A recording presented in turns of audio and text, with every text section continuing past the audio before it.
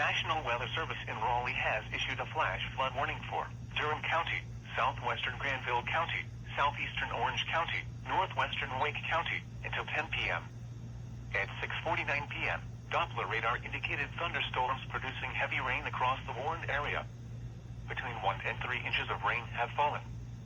Flash flooding is ongoing or expected to begin shortly. Hazard, life-threatening flash flooding. Thunderstorms producing flash flooding. Source, radar. Impact, life-threatening flash flooding of creeks and streams, urban areas, highways, streets, and underpasses. Some locations that will experience flash flooding include Raleigh, Durham, Cary, Chapel Hill, Hillsborough, Butner, RDU International, Morrisville, and Falls Lake.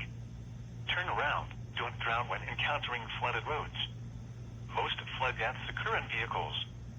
Please report observed flooding to local emergency services or law enforcement and request they pass this information to the National Weather Service when you can do so safely. Repeating, a flash flood warning has been issued until 10 p.m. for the following counties in North Carolina: Durham, Granville, Orange and Wake,